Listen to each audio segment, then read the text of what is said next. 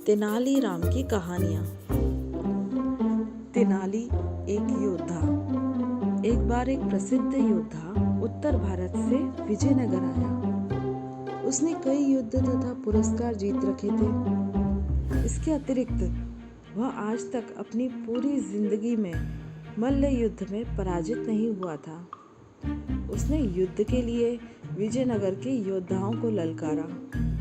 उसके लंबे, गठीले व शक्तिशाली शरीर के सामने विजयनगर का कोई भी योद्धा टिक न सका। अब विजयनगर की प्रतिष्ठा दांव पर लग चुकी थी। इस बात से नगर के सभी योद्धा चिंतित थे। बाहर से आया हुआ एक व्यक्ति पूरे विजयनगर को ललकार रहा था और वे सब कुछ भी नहीं कर पा रहे थे। अतः सभी योद्धा इस समस्या के हल के लिए तेनालीराम के पास गए। उनकी बात बड़े ध्यान से सुनने के बाद तेनालीराम बोला, सचमुच यह एक बड़ी समस्या है, परंतु उस योद्धा को तो कोई योद्धा ही हरा सकता है। मैं कोई योद्धा तो हूँ नहीं, बस एक विदूषक हूँ। इसमें मैं क्या ही कर सकता हूँ। तेनालीराम की यह बात सुन सभी योद्धा निराश हो गए, क्योंकि उनकी एकमात्र आशा तेनालीराम भी था। जब वे निराशपन से जाने लगे तो तेनालीराम ने उन्हें रोक कर कहा, मैं उत्तर भारत के उस वीर योद्धा से युद्ध करूंगा और उसे हराऊंगा, परंतु तुम्हें वचन देना होगा कि जैसा मैं कहूँगा तुम सब वैसा ही करोगे। उन लोगों ने तुरंत वचन दे दिया। वचन लेने के बाद तेनालीराम बोला, शक्ति परीक्षण के दिन तुम सभी मुझे पदक पहना देना और उस योद्धा से मेरा परिचय अपने गुरु के रूप में कराना और मुझे अपने कंधे पे बिठा के ले जाना।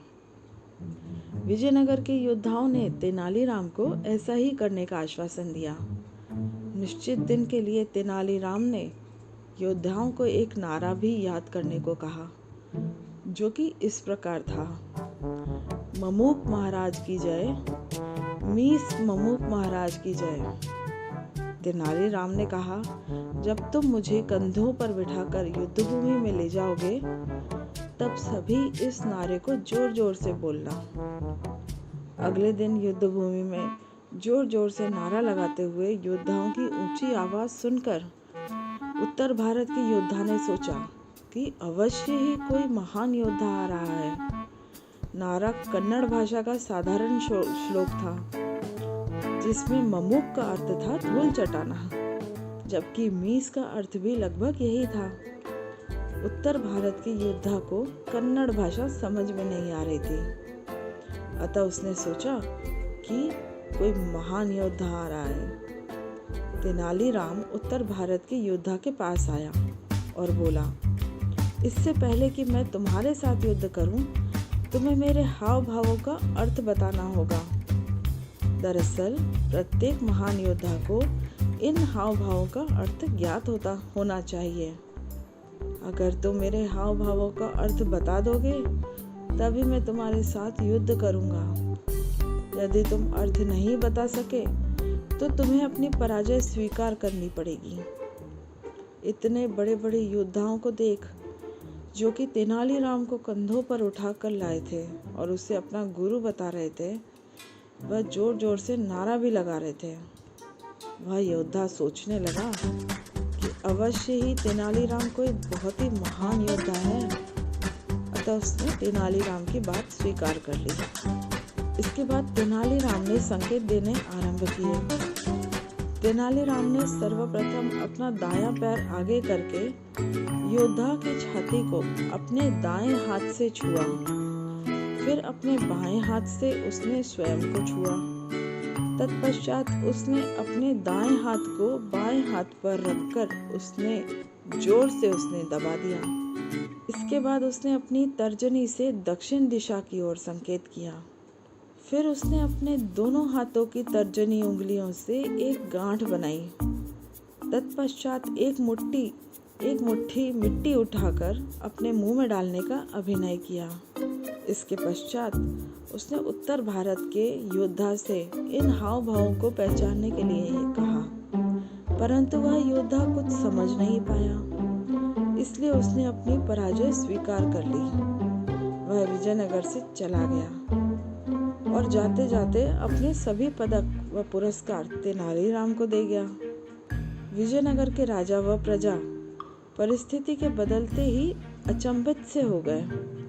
सभी योद्धा बिना युद्ध किए ही जीतने से प्रसन्न थे।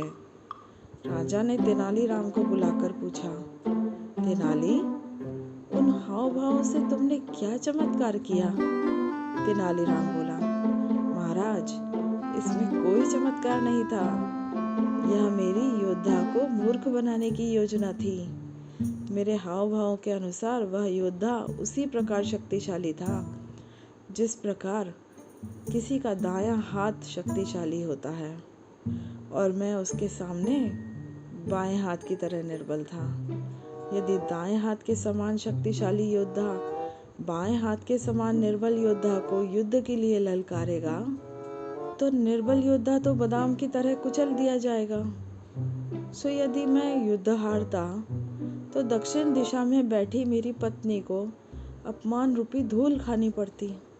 मेरे हाव भाव का केवल यही अर्थ था जिसे वह समझ नहीं पाया। तेनाली का यह जवाब सुनकर राजा व सभी एकत्रित लोग ठहाका लगाकर हंस पड़े।